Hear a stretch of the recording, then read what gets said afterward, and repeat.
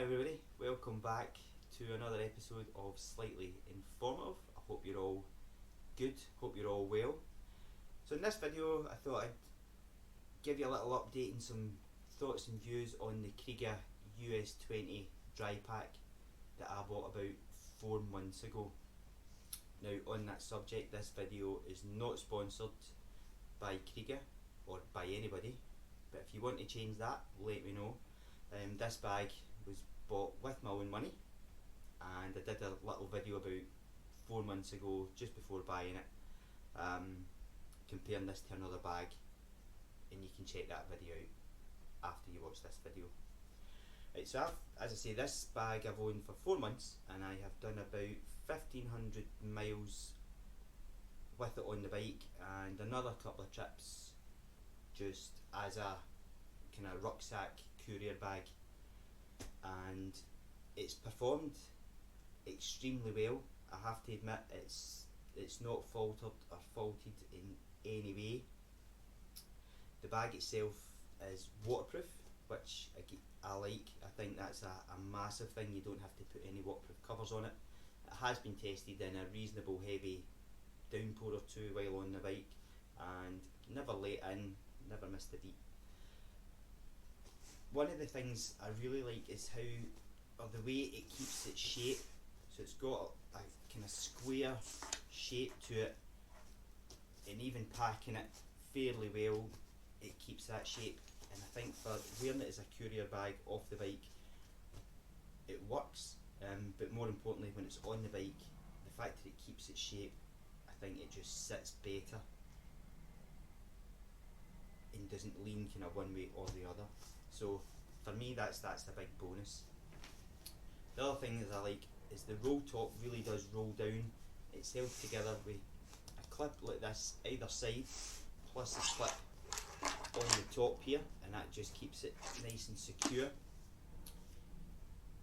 The quality, again, it's all plus here. It's got the same quality, I think, as the other Kriega bags I've got. I've got a waterproof rucksack plus a little waist bag. Some features that I like, and they're fairly subtle, but I quite like them, is the zips for the pockets have its own little housing, which just kind of keeps them out of the way. So there's one in the front there and one in the back. It packs, it's 20 litres worth of stuff, and I think that's plenty for me, you know, for at least an overnight. You could maybe stretch it to 2, but I think you're stretching it. It also has this pocket on the bottom, this mesh pocket. Try and highlight my hand getting in there so you can see that. Now, according to the website, this is for maybe putting wet stuff in. Personally, I don't use it because when I pack it, I want to keep a flat base so it sits on the bike better. So it's a feature nonetheless. You can also stick the extra straps in it if you want to use it as a courier bag. I suppose that's one use for it. It's not pointless, but not a feature I think helps the bag or hinders the bag really in any way. It just happens to be there. Another feature is this pouch on the top, and you can fit a couple of small things in there. What you fit in there, it's restricted really in 2 ways. The depth of the opening itself and what you pack in the bag. The more you bulk this out, the less you're going to fit in the top there. Negatives or dislikes? So far with the bag, nothing at all. My only, I suppose, wish or preference would be this pouch not be a pouch and be an extra pocket that sits up on the bag. I think that would just allow you to carry that a little bit more. And I think at the time on the previous video I rated this bag about an 8 out of 10, I think, based on the features, the price, and I think, to be honest, I'd probably up that to 9 out of 10. It would definitely get 10 out of 10 if this was an extra pocket.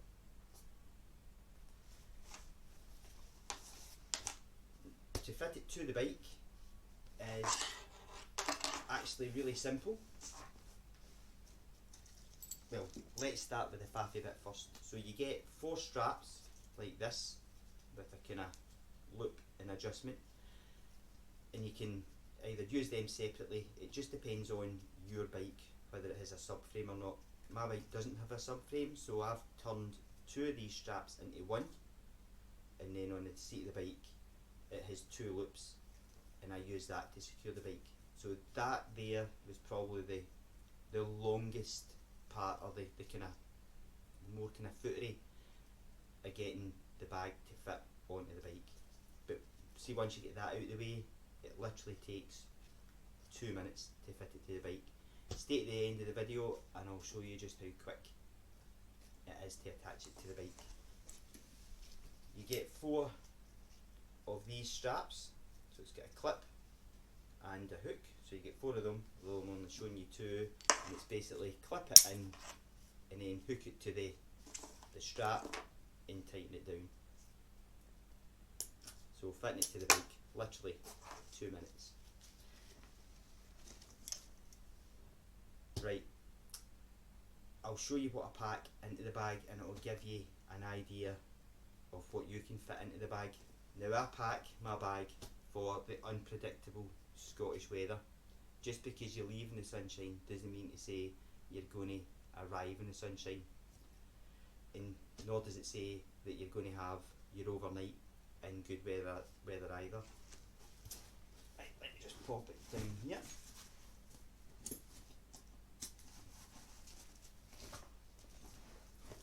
So as you can see, hopefully you can see that, it's just a big opening.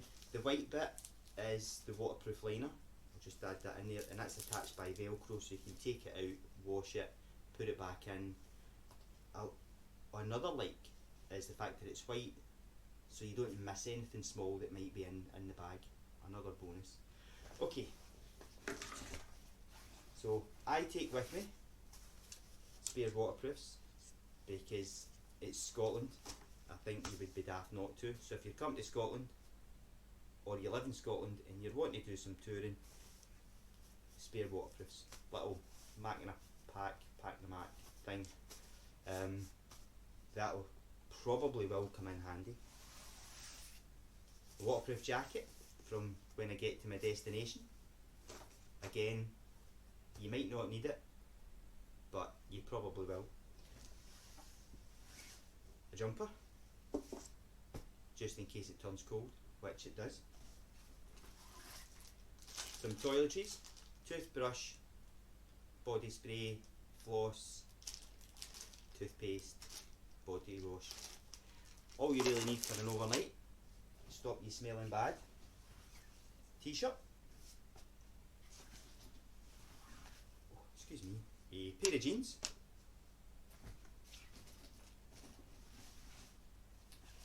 underwear, you don't need to see that, so they're under the table. You're not getting to see my underpants, tell you that. And socks. And because my mother always says, always carry a spare pair of underwear and socks, I pack an extra pair. And it's came in handy with wet feet. And last in the bag is a pair of trainers of your choice. Now I keep these in an extra bag because no doubt it'll probably be wet when I get to my destination, and it just means you can put these back in the bag and not wreck it with stones or anything that's happen to be in the soles. And that is about it. So there we can see the opening. Oh, what's that? Oh, 20 pence, bonus find. See, it's a white internal, so you can see everything that might be in there, including a random 20 pence. And there we have it. That's it. One last thing.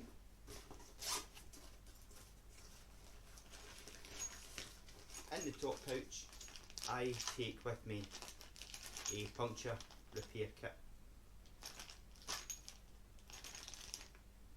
the reason I carry this is, well, for a few reasons.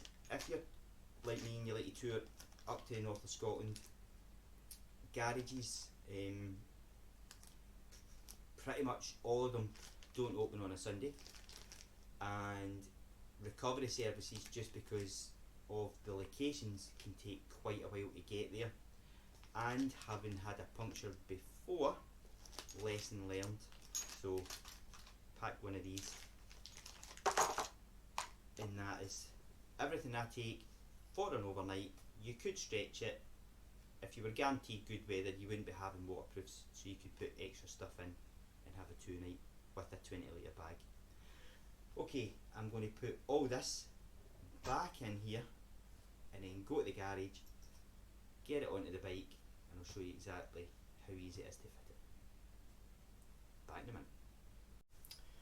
Okay folks, in the garage, I'm going to show you just how easy it is to fit this to the bike. Literally takes a couple of minutes. Let's do it. So, seat off and get the strap that you have set or you're going to use for the bike. If, like me, you've got little tabs under the seat, these here, stick them out. Now I like to set mine just because I'm sure I've got OCD, so they're facing the same way. Tuck in the extra bits at the side, pop that in there, set that down, nice and secure. Next up, the bag. Now I like to have the roll part top to the back of the bike, and it means if I need to dip in for like my waterproofs or anything, I can without trying to faff about too much or reduce the fafferage, as I say. So onto the bike, get it set. Now even with the bike on the side stand, because your tabs are set, it's actually still easy to get it so that it's in an up and down rather than side to side position. So one hook here, one hook here. If you're using the same method as me, don't get caught out and use the tab that's attached to the bag, because otherwise it will never tighten. I have done that. So on the other side it's exactly the same. I'm just hooking these in, and then it's literally pull tight, pull tight. It's nice and secure. If you want it a bit tighter, you just kind of press on it, but that there is not going anywhere. And there we have it. That literally took 2 minutes, including pausing and talking, so literally a minute and a half. Right folks, that's it for now. Thank you once again for tuning in. Thank you to everybody who subscribes and follows the channel, likes and comments on the videos. It really does encourage me to do more of these, especially these little slightly informative videos. I find them quite fun to make. But thank you everybody, and as always, take care, stay healthy. See you in the next one. Bye for now.